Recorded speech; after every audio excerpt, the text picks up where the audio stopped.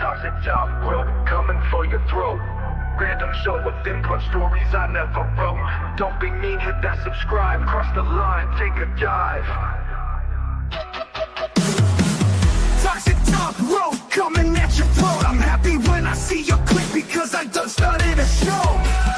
You can judge, but it's just the start. Just leave comment, a like and subscribe. Welcome to the Toxic Top Rope, but it don't make sense because it's completely random. This I also go on. Important support. Welcome. I'm not an expert. I'm just a dude on the internet talking about wrestling. That's it. This week on NXT, very fun week. The ladies showed out because we're getting ready for next week. Will be a fatal four-way match to determine who will face Jessie James, your NXT Women's Champion, at I think it's an all-women's pay-per-view Evolution. So, in grand fashion, we got our first thing that we saw. We heard the Don's music play. And he walked out looking very, very serious to Don Tony D'Angelo. As he walked out, you can feel the seriousness of his presence, and he called out Luca. And a guy that he's trying to, the Dunn, this is my favorite storyline and my favorite character in NXT. So he's trying to figure out who's on his side when it comes to Stacks betraying the Dunn, and he wants answers to his questions to quiet his own insecurities. So he called out Luca. Him and Luca had a conversation back and forth.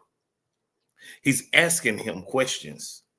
And his questions, legitimate questions like, whose side are you on? You on my side? You on Stack's side? When Stacks left him in the desert, my question was, how you get back? He said that Stacks and his boys brought him out there. They took his phone and they left him in the desert. How did you make it back? Okay. And so, simple enough, let's shoot to the ending. Tony asked him, are you with me or you against me, pretty much? And Luca was like, well, it's a yes or no question. It's a yes or no question, bro. It's a yes or no question. Before he can answer, Stacks come out. Stacks music, but he got 4 or 3 dudes with him in white shirts. They come out. And he pretty much runs down that the Dunn is losing it. And he the new, you know what I'm saying? He the new main. But we didn't get that far. They got into the ring. They tried to jump on Tony D'Angelo. Luca helped. Stacks is fighting the Dunn. Luca go to help. He swings over Stacks and hits the Dunn, knocking him down, confusing all of us, because was it an accident or was it a planned attack? You see, and like in these mafia movies, you got people that's under bosses that want to be the boss. They making plans to betray the Duns and all of this stuff. But you got to be strategically moving when you do this, because in those movies, I ain't gonna talk about real life, but in those movies, when it comes to the mafiosos, whatever, you got to be strategic, because you can't go against the chain of command. Instant excommunicado, you editor. But we're going to let this unfold, and we're going to see where this is going. In my opinion, what I want to see, like an ending, going into an ending of Stacks, underboss Stacks versus the Dunn, Tony D'Angelo. What I want to see is Stacks have a 4-man team, and I want to see Tony D'Angelo have a 4-man team. Let's have a big 8-man tag team match to end all of this. His family, Tony D'Angelo's family versus Stacks' family. That's what I want to see. As we're moving on into the first of our 4, amazing women matches, we got Jada Parker taking on Thea Hale. And these two styles matched very well. I didn't think it was gonna match very well because Thea is very technical, and Jada Parker has a chauvinistic, you know what I mean? She had a chauvinistic striker type style, punching and kicking and flying and using her body as a weapon, which is very smart. And Thea has more calculated and looking to lock in a Kimura as her finish, and Jada Parker is flying with a hip attack. So we got two different styles matching very well. Like I said, I didn't think it was going to work, but they going back and forth, and coming to the end of this match, Thea Hale locked Jada Parker in the Kimura. Jada Parker is trying to double wrist lock, and she's trying to stand up. Jada Parker is holding Thea Hale. She's trying to stand up, and then on one side, on her hip, she tapped out. The crowd saw it. The people at home saw it. Thea Hale felt it. She let go, thinking that she won. The referee never saw it. So you got to stay in the moment. She got caught up on that, got hip with the hypnotic. That's the hip attack from Jada Parker. 1, 2, 3. She going into next week, fatal 4-way. But the crowd, let's point out, the crowd was like, why did that happen? It was very confusing because she was tapping out and Thea Hale won, and the crowd thought the match was over with, but the referee never called for the bell. Jada Parker took full advantage and won. That's what you're supposed to do, because the referee is not the crowd. The referee is the official person that stops the match. He didn't see it. He didn't stop the match. So therefore, Jada Parker had every right to win that match. Sucks for Thea Hale, but Jada Parker walks away right until next week. Fatal 4-way eliminator for Evolution. Our next match is Lash Legend versus the first ever women's North American champion, Kalani Jordan. These two women, the match of style, you got a high flyer versus a powerhouse. Lash Legend ain't no joke, but Kalani Jordan's super fast and very athletic. Like, I ain't gonna name another wrestler, but I was hoping that what I thought was gonna happen was Lash Legend was gonna get all the offense, and then Kalani Jordan was gonna come back and win. And it didn't go that way. Lash Legend and Kalani, they was working out there, and Lash has been earning her spot. And the crowd is a huge Lash fan, a huge Kalani fan, but you could tell whose team that was on. Lash Legend did everything she could to push through. She wasn't really keeping up with the super fast Kalani Jordan, but power reigns over speed. And in a shock to me, Lash Legend won, because I'm so used to her losing.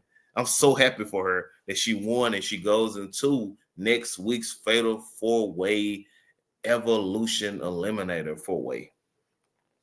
And then you had Blake Monroe come out. Miss Marilyn Monroe. I'm really happy for Marilyn Monroe, former Mariah May, because she said when I first saw her in Stardom that her dream company is WWE. Even signing with AEW, she made it clear that she's signing with WWE one day. If they came knocking, she going. And she did. She was able to be in AEW and work with, to me, the best woman right now when it comes to, I'm a gimmick guy. I love gimmicks. The best gimmick in wrestling, Tony's women wrestling, is Toni Storm. So she worked with her. She won the AEW Women's Championship, and now she's coming back over. Maybe the first person to win a AEW Women's Championship, a NXT Women's Champion, and a WWE Women's Championship. I'm looking forward to her future. But she's coming out to sign her contract. And she's talking and she's excited. And all of a sudden, our women's champion come out. You know why Jesse James coming out. Blake Monroe still in all the spotlight. So fatal influence. You got Jasmine Nix. You got Fallon Hensley. You got our women NXT Women's Champion Jesse James. They come out. They approach Blake Monroe, and they're talking all this jibber jabber to each other. and the bravery, because I wouldn't have done that 3-on-1. I'm getting up out there. But Blake Monroe slapped the women's champion, and they jumped her, and then they put Blake Monroe through a table. So we gotta have something come from that as we still building towards Evolution. Our next match, I'm gonna say it out of order because I want to. Our next match was Jordan Grace. Hold on, were these 3 matches? Oh, the women. Okay, so Blake Monroe must gonna be in the 4th match then for the match. But anyway, so we got Jordan Grace taking on Lola Vice. I was super excited about this match for obvious reasons. And